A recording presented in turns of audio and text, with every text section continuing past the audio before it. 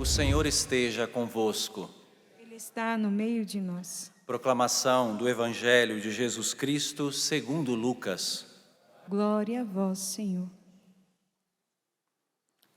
Naquele tempo, disse Jesus aos fariseus: havia um homem rico que se vestia com roupas finas e elegantes e fazia festas esplêndidas todos os dias. Um pobre, chamado Lázaro, cheio de feridas, estava no chão, à porta do rico. Ele queria matar a fome com as sobras que caíam da mesa do rico. E além disso, vinham os cachorros lamber suas feridas. Quando o pobre morreu, os anjos levaram-no para junto de Abraão. Morreu também o rico e foi enterrado. Na região dos mortos, no meio dos tormentos, o rico levantou os olhos e viu de longe a Abraão com Lázaro a seu lado. Então gritou: Pai Abraão, tem piedade de mim. Manda Lázaro molhar a ponta do dedo para me refrescar a língua, porque eu sofro muito nestas chamas. Mas Abraão respondeu: Filho, lembra-te de que recebeste teus bens durante a vida, e Lázaro, por sua vez, os males. Agora, porém, ele encontra aqui consolo, e tu és atormentado. E além disso, há um grande abismo entre nós. Por mais que alguém desejasse, não poderia passar daqui para junto de vós, e nem os daí poderiam atravessar até nós. O rico insistiu: Pai, eu te suplico, manda Lázaro à casa do meu pai, porque eu tenho 5 irmãos. Manda preveni-los, para que não venham também eles para este lugar de tormento. Mas Abraão respondeu: eles têm Moisés e os profetas, que os escutem. O rico insistiu: não, pai Abraão, mas se um dos mortos for até eles, certamente vão se converter. Mas Abraão lhe disse: se não escutam a Moisés nem os profetas, eles não acreditarão, mesmo que alguém ressuscite dos mortos. Palavra da salvação. Glória a vós, Senhor.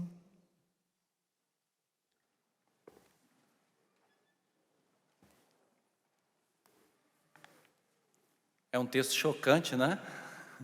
Eu vi aqui só durante a proclamação os olhares aqui que as pessoas faziam, porque este texto causa de fato em nós, né, um certo espanto. Mas, atenção, nós católicos não interpretamos a palavra de Deus fora do contexto, né? Porque tem aquele ditado que um texto fora do contexto vira um pretexto, né? Então a gente pode falar muitas coisas se nós não encontrarmos o texto bíblico dentro do seu todo. Por isso que o magistério da igreja interpreta a palavra de Deus unindo vários sentidos, tendo várias fontes, para que de fato a mensagem do Evangelho ela corresponda àquilo para o qual ela foi feita, ela foi escrita.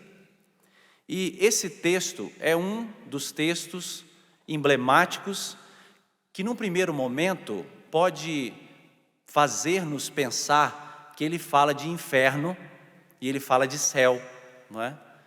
Dizendo que quem se comportou bem aqui vai para o céu e quem se comportou mal vai para o inferno, para aquele tormento. Faz-nos também ser tentados a imaginar aquela chave interpretativa da retribuição. Rico aqui, pobre lá. Pobre aqui, rico lá. Também é um equívoco, não é? Porque, na verdade, esse texto, ele quer chamar a nossa atenção para um exame de consciência atual e agora. Ele não quer falar de coisas do depois, isso é uma consequência. Ele quer chamar a nossa atenção para o hoje e o agora da nossa história. Porque hoje, eu e você temos a capacidade de escolher uma vida reta, uma vida digna, uma vida em Deus. Nós temos condições de escolher o caminho do Senhor. E aí o que virá depois da nossa morte será apenas a colheita de tudo o que nós estamos plantando aqui e agora. Então, clareie um pouco a sua mente e tire um pouco essa visão, não é, de céu e de inferno, mas coloque-se diante de Deus e peça ao Senhor a graça de que a sua palavra ilumine a sua consciência e te ajude a fazer hoje boas escolhas, que te conduzam para a vida eterna. E não só pensando em você, mas pensando também no bem daqueles que estão à sua volta, pensando também na evangelização e na salvação daqueles que estão perto de você. Porque quando nós acolhemos a palavra de Deus, quando nós acolhemos o Senhor em nossa vida, automaticamente nós nos tornamos testemunhas na vida das pessoas. Nós somos também a luz de Cristo na vida das pessoas. Então, hoje nós fazemos esse exame de consciência, ajudados pela Virgem Maria. Nesse dia de hoje, vocês dedicaram essa quinta-feira para meditar sobre esse tema, que na verdade é um projeto de vida. Mulheres como Maria, a gente pode colocar todos como Maria, porque ela foi aquela capaz de escolher o maior tesouro da sua vida, que era Deus. Ela que soube se desvencilhar de todos os apegos materiais, os apegos desse mundo, para que o seu coração fosse completamente livre para acolher Deus e o seu mistério de amor. Então, a Virgem Maria para nós é esse modelo da serva do Senhor, daquela que se fez pequena, daquela que fez da sua vida um serviço ao seu Senhor. Mas vamos aos personagens, porque eles nos ajudam nesse processo de exame de consciência. O texto diz que havia um homem rico. No texto aparece o nome dele? Não. Não, porque esse homem rico, e aqui homem está no sentido amplo da palavra, não é só o homem do sexo masculino, mas essa pessoa acabou confundindo a sua identidade com os bens que possuía. Por isso que ele não tem nome. Porque ele trocou o verbo ter pelo verbo ser. Ele deveria ser alguma coisa, mas ele acreditava que ele era aquilo que ele possuía, ele era os seus bens. E quando a gente se apega, não é, aos bens materiais, às coisas desse mundo, nós nos desidentificamos, nós vamos perdendo a nossa identidade de filhos de Deus. Todas as vezes que nós nos afastamos do projeto do Senhor, nós também vamos perdendo o nosso nome. Então o texto diz que era um homem rico, que vestia-se com vestes esplêndidas, luxuosas. O texto diz roupas finas e elegantes. E fazia festas esplêndidas todos os dias. Todos os dias. Bom, aqui nós vemos que essa pessoa se identificou com aquilo que vestia, com aquilo que possuía, com aquilo que fazia, as suas festas, suas capacidades, suas posses. Ela acabou identificando o seu ser com todas essas realidades. Não que essas realidades, elas tragam em si um mal, claro que não. Deus abençoa os nossos esforços humanos, para você ter uma casa, para você ter um carro, não é? Para você ter os seus bens materiais. Deus abençoa com generosidade os teus esforços. E quantos esforços, né? Que você fez e faz para você ter as coisas que você tem. Estou vendo aqui muitas senhoras já, né? Alguns cabelinhos brancos, Quantos esforços, né, você não fez para criar os seus filhos? Quantas renúncias você não fez para dar o melhor para os seus filhos? Renunciando até mesmo ao próprio conforto, bem-estar, para produzir bem-estar nos seus filhos, no seu esposo, nas pessoas que você ama, não é assim? Isso faz parte da vida cristã. Mas o que o texto aqui quer nos apontar é o perigo de uma vida egocêntrica. O perigo de uma vida voltada apenas para si, hedonista, ou seja, só em busca dos prazeres desse mundo, perdendo a capacidade de enxergar o outro que está perto de mim. Porque aquele rico, ele não percebia Lázaro que estava sempre à sua porta. Ele só foi se dar conta disso muito tarde. Então, muitas vezes, o outro na nossa vida é tido como mero instrumento de utilidade para aquilo que nós precisamos.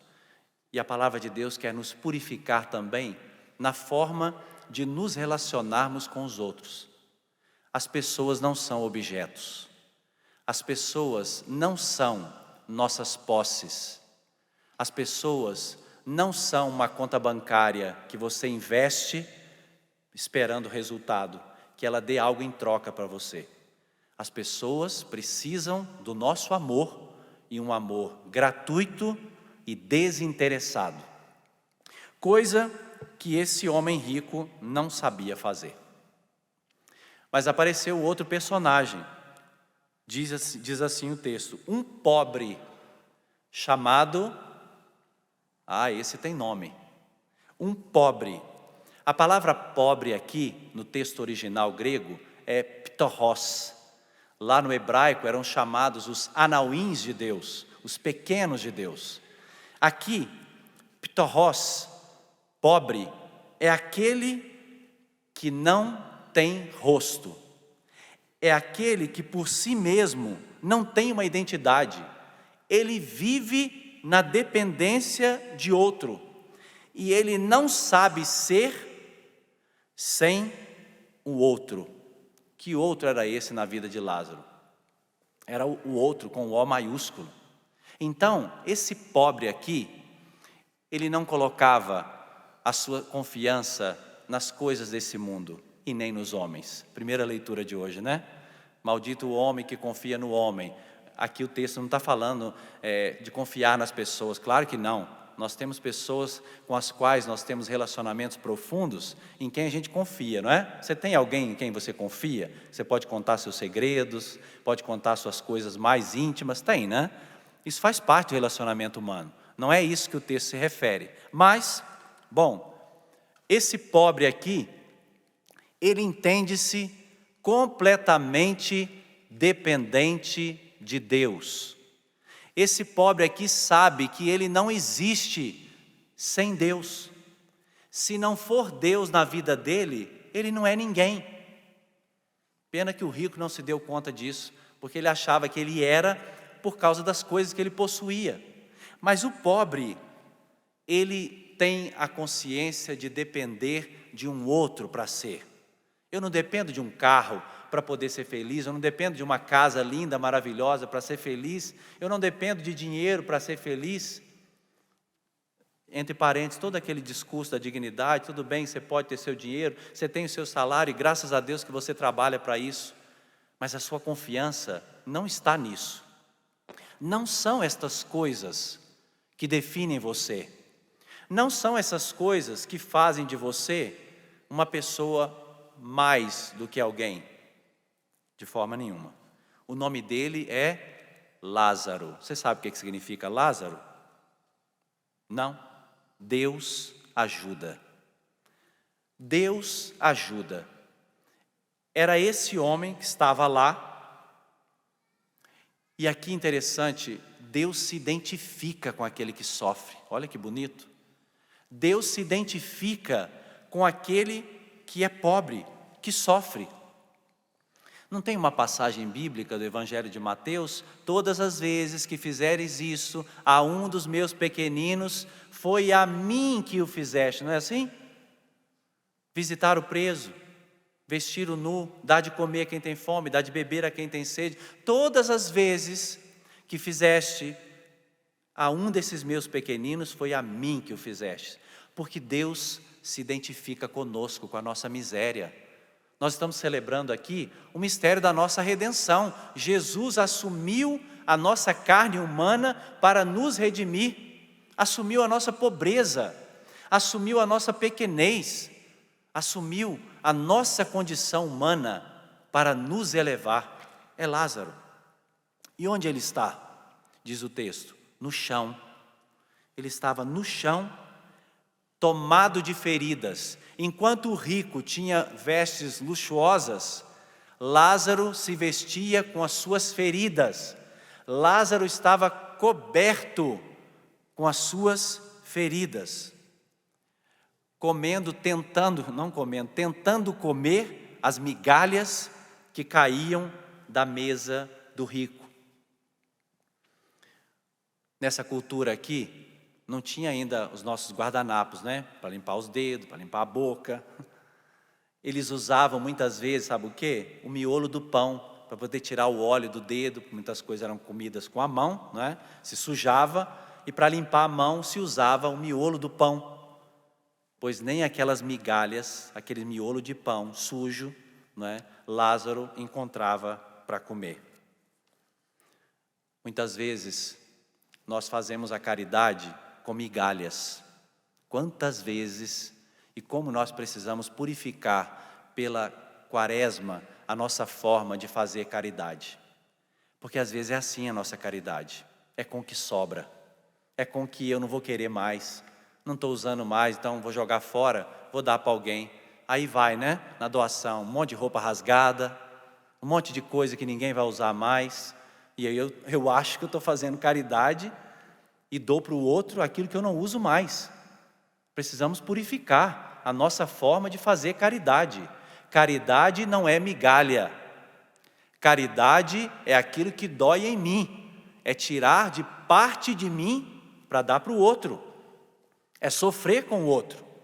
É quando muitas vezes eu renuncio a um bem-estar para compartilhar com o outro que não tem.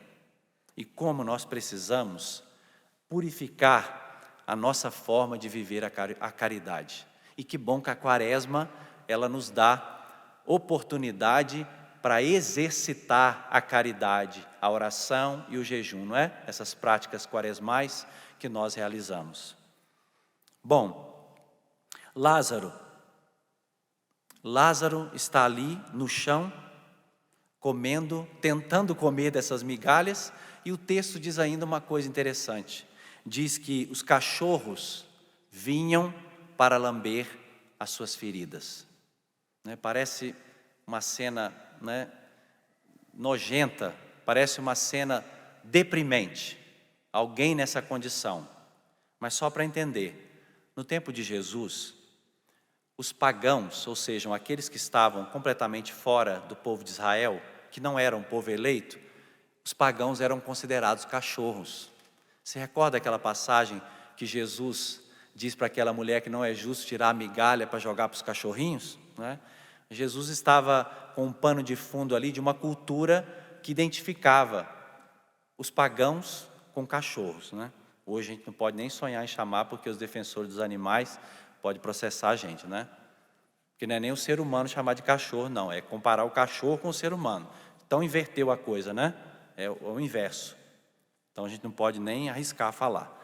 Mas, quando apresenta o texto aqui, esses cachorros que lambem as feridas, nós nos aproximamos aqui, pagãos que éramos, porque nós não éramos povo e fomos feitos povo da aliança. Nós que éramos pecadores, miseráveis, nos aproximamos agora das santas chagas do Cristo para tocá-las, para sermos purificados e curados das nossas misérias. É Jesus agora que se apresenta a nós, para que nós o toquemos, para que tocando as suas santas chagas, nós tenhamos a nossa vida transformada, mudada, para que Ele de fato seja o Senhor da nossa vida. Traga só no seu interior agora esta verdade. Se te ajudar a fechar os olhos só um pouquinho. Você está agora diante das chagas de Cristo.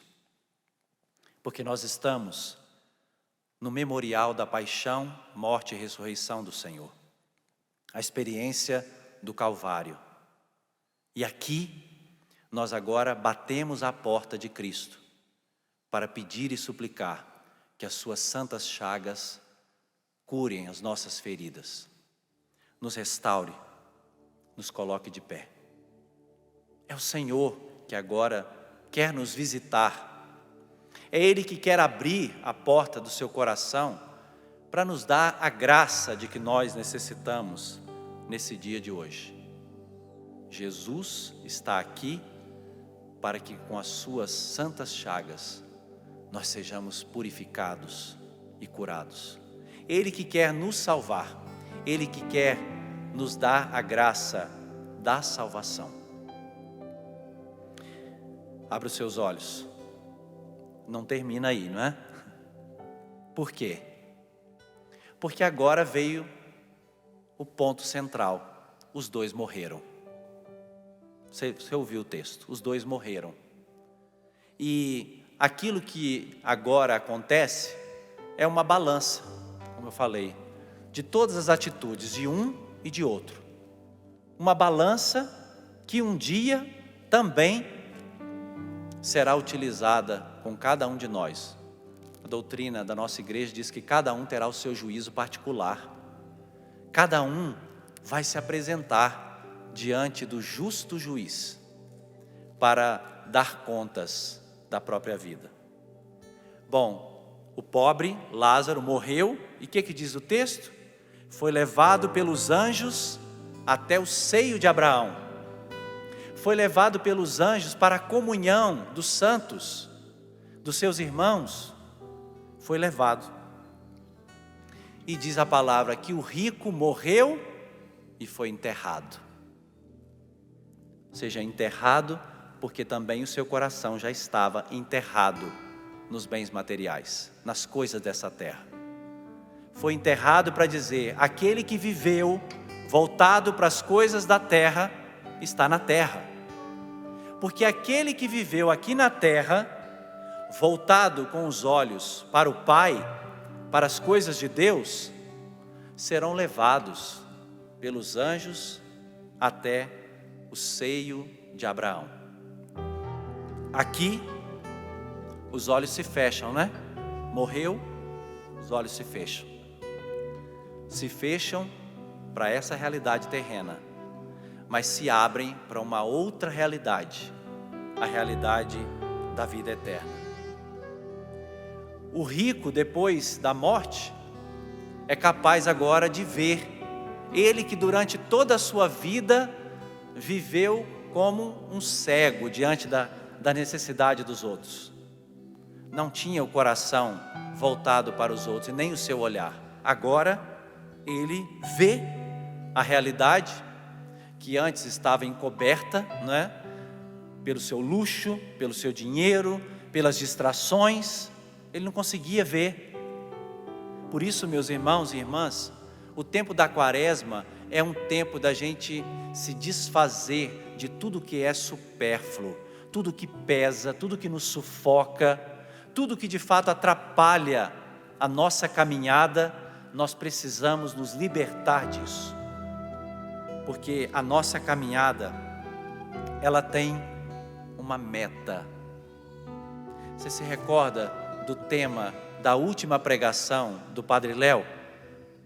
Buscai as coisas do alto. Buscai as coisas do alto. Ou seja, viver nessa terra, mas com o coração no céu, tendo a direção do céu, das coisas de Deus, dos bens eternos, espirituais. E aí, a esse rico, agora vem um clamor. Qual foi o clamor que ele fez? Pai Abraão, tende piedade de mim. Não foi assim que ele disse? Está escrito aqui, eleison, tem piedade. Não é isso que a gente reza no ato penitencial? Kyrie eleison, Christe eleison. Senhor, tem de piedade de mim, tem compaixão de mim. Só que esse clamor não é para ser feito depois da morte, porque não vai ter tempo. Esse clamor tem que ser feito quando? Quando? Agora, hoje. Hoje, olhando para a sua consciência, visitando a sua conduta, o seu jeito de ser hoje, e você reconhece: eu estou falhando nisso, eu estou errando nesse aspecto, eu estou deixando a desejar nesse ponto. Eu tenho que dizer: Senhor, tem piedade de mim, ajuda-me, converte o meu coração, muda essa minha atitude, esse meu jeito de ser, porque eu não posso ir encontrar o Senhor, justo juiz, carregando dentro de mim esse pecado, carregando essa falta. Meu irmão, minha irmã, seja o que for, faça paz com o Senhor enquanto é tempo. Faça paz com Cristo enquanto é tempo. Por mais difícil que seja a situação, por mais dolorosa que ela será para você, o quanto ela te custar, não é maior do que você chegar diante do justo juiz, carregando esta miséria, carregando esse pecado. Ele diz: Pai Abraão, tem piedade de mim. Olha o detalhe que esse rico, ele fala. Ele diz assim: pede para Lázaro molhar a ponta do dedo e depois vir aqui refrescar minha língua. Lembra daquele dedo que se limpava nas migalhas do pão? Aquele dedo, não é? Que tinha repugnância, aquele dedo que desprezava. Gente, agora ele quer esse dedo. Ele quer o dedo de Lázaro, que molhe a sua língua, que sofre no meio daqueles tormentos. Olha que coisa interessante. Aquilo que era desprezível, agora serve para refrescar. A vida dá volta, né, gente? A vida dá voltas. E talvez aquilo que você despreza hoje, ou quem você despreza hoje, vai ser quem vai te socorrer amanhã. Talvez a pessoa que você hoje tem dificuldade, não quer perdoar, não quer se reconciliar com ela, lá na frente será a pessoa que vai estender a mão para te ajudar. Muito cuidado, a vida dá voltas. E nós não podemos desprezar muitas vezes o que Deus está tentando fazer em nós, desprezando o querer de Deus. Esse rico pede ainda mais uma coisa: eu preciso que alguém avise os meus irmãos que estão lá em casa, né? Ele disse assim: eu tenho 5 irmãos, alguém tem que avisar eles para eles não virem para esse lugar de tormento. Quantos irmãos são? 5. Com ele, 6. Está faltando o 7º, né? Que é o número da perfeição. Quem é o 7º irmão? O Cristo. É o Cristo, que é o Lázaro. É o Cristo. Encontrar o Cristo, aí sim a nossa irmandade vai estar completa. Encontrar o Cristo vai me fazer de fato ser filho de Deus. E se para encontrar o Cristo eu tenho que reconciliar com alguém, eu preciso encontrar o Cristo. Se para encontrar e trazer para dentro da família o 7º irmão, você tiver que pedir perdão, dar o perdão, ir atrás, buscar aquela pessoa, vá. Porque não pode faltar esse 7º irmão, que é o Senhor. Peça a Ele essa graça. Talvez você não tenha forças para fazer isso. Eu escuto muitas pessoas: padre, eu não tenho forças para poder perdoar. E não tem mesmo. Porque o perdão, a força não está em nós, não está em mim, não está em você. Jesus no alto da cruz disse: Pai, perdoa-lhes, eles não sabem o que fazem. Jesus apontou para mim e para você que a fonte do perdão está no Pai. A fonte do perdão não está em mim, não está em você. Que eu e você, nós somos capazes de sentir raiva, de sentir ódio, de querer vingança, de querer caluniar aquela pessoa que nos ofendeu, destruir a imagem dela. Isso nós somos capazes disto. Só o Pai é a fonte do perdão. Só o Pai é capaz de colocar em você uma graça sobrenatural que você jamais imaginaria ter para perdoar quem você precisa perdoar. Porque se a fraternidade não estiver completa, nós não podemos chamar Deus de Pai. Não podemos chamar Deus de Pai. E aquele homem rico queria agora completar aquela fraternidade. E ele faz mais um pedido ainda, né? Que alguém, se algum dos mortos ressuscitar e for lá, eles vão acreditar, vão se converter. E aí, a resposta para ele é: eles têm Moisés e os profetas. Ou seja, já foi dado o caminho, todo mundo sabe o que fazer. Nós sabemos o que fazer. Amar a Deus sobre todas as coisas, com todo o teu coração, com toda a tua força, com toda a tua inteligência, e próximo como a ti mesmo. Pronto, está resumida toda a lei. Moisés e os profetas, nós já sabemos o que fazer, nós já sabemos o que nós devemos fazer. Então, mas se um ressuscitar, eles vão acreditar. Jesus ressuscitou Lázaro e os judeus não acreditaram do mesmo jeito. Depois quiseram matar Jesus por causa da ressurreição de Lázaro. A decisão está dentro de mim e dentro de você. Não fique culpando as pessoas. Não fique jogando a responsabilidade nas costas de outras pessoas. Eu desanimei porque o padre fez isso ou fez aquilo. Eu me decepcionei na igreja.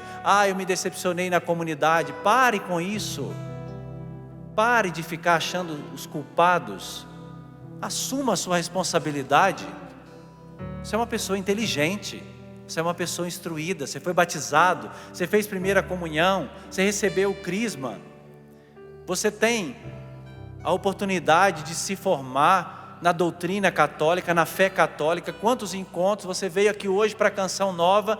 Deus já te deu tudo daquilo que você precisava para ser uma pessoa de Deus, cheia da graça dele. Então, pare de ficar culpando outras pessoas. Assuma você a sua responsabilidade, porque um dia nós nos apresentaremos diante do justo juiz para prestar contas da nossa vida. E eu tenho que dizer para você, o Pai do céu não quer perder nenhum de nós. Deus não criou o inferno. Deus não criou o inferno. O abismo que muitas vezes existe entre nós e Deus, esse abismo foi criado por mim e por você. Não foi criado por Deus. Só que ainda dá tempo de passar para o outro lado, não é? O texto falava que tem um abismo, ninguém pode ir de um lado para o outro. Mas ainda bem que nós temos a ponte. Quem é a ponte? Quem é a ponte? Jesus. Ele é o pontifex, o pontífice, aquele que faz a ponte entre o Pai e nós, aquele que estabelece a capacidade de nós caminharmos na direção do Pai. Essa ponte não está quebrada, essa ponte está aqui sobre o altar, é Cristo Senhor, e nele, e somente nele, nós podemos ter acesso ao coração do Pai, e Ele quer que todos nós passemos por essa ponte, todos nós. Ele não quer deixar nenhum dos seus filhos de fora. É tempo de abrir o coração, enquanto o Senhor nos concede o dia de hoje. Fecha os teus olhos mais uma vez, mergulha o teu coração nesse mistério. Deixa Jesus tocar você nessa celebração de hoje. Você não veio para essa quinta-feira de adoração à toa. Que bom que hoje nós podemos tomar as mãos de Nossa Senhora para que ela nos ajude nesta caminhada junto com o seu Filho Jesus na direção do Pai do céu. É para lá que nós caminhamos. É para a morada eterna que nós caminhamos. É para a vida eterna que nós fomos feitos. Nós fomos constituídos para o céu. Lá é o nosso lugar. Lá é a nossa eterna morada. Morada essa que nós construímos hoje e agora com as nossas escolhas. Escolhendo por uma vida santa, uma vida digna, despojando-nos do velho homem, despojando-nos das ações más, das coisas que nos afastam de Deus, de todos os malefícios que muitas vezes nós vamos depositando no nosso coração. É tempo de libertação, é tempo de deixar para trás a vida velha e assumir em Cristo Jesus o dom de uma vida nova. O dom de uma vida nova, a graça de um novo nascimento, na força, no poder do Espírito Santo.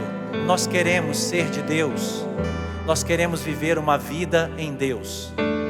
Ele está conosco. Põe a mão no teu coração e peça: ajuda-me, Senhor, ajuda-me com a tua graça a me libertar, a ser uma pessoa nova, a deixar para trás as más ações, o pecado, as minhas misérias, e a viver a graça de um novo nascimento, porque eu quero, Senhor, a vida eterna. Por isso hoje eu decido buscar as coisas do alto, buscar as coisas de Deus, e ter o Senhor como meu tesouro, minha riqueza, minha fortaleza, em quem eu confio, em quem eu espero. Em verdade te digo, quem não nascer de novo não poderá ver o reino de Deus. Em verdade te digo, quem não nascer de novo não poderá ver o reino de Deus. Por isso vem, vem, vem, vem, vem, vem Espírito Santo, vem, vem, vem, vem, vem Espírito Santo, vem Espírito Santo, vem Espírito Santo.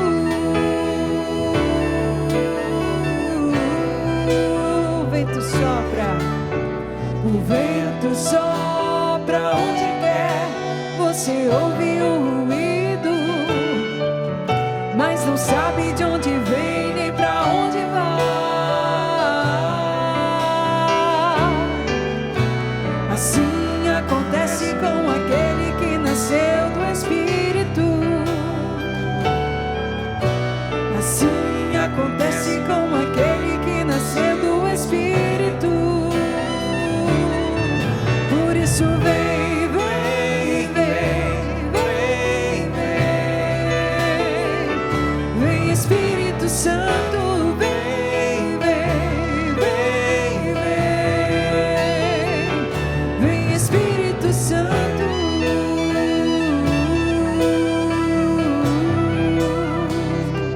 vem Espírito Santo. Suavemente, solte a sua voz no Espírito. Deixe-se agora tomar pelo Espírito Santo.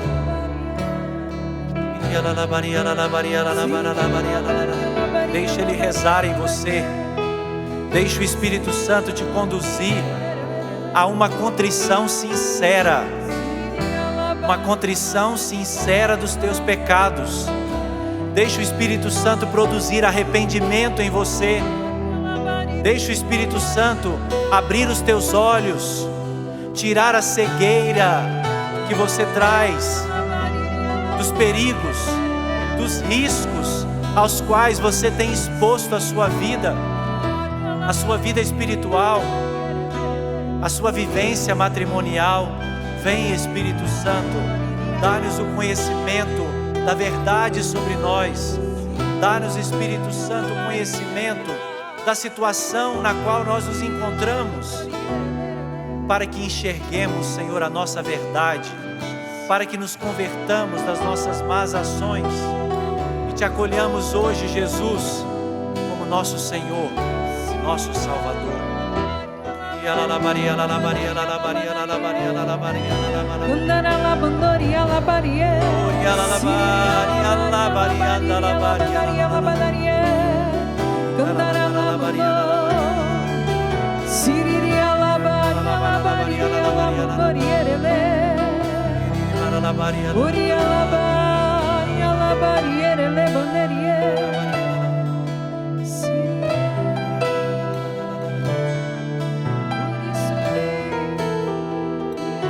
Obrigado.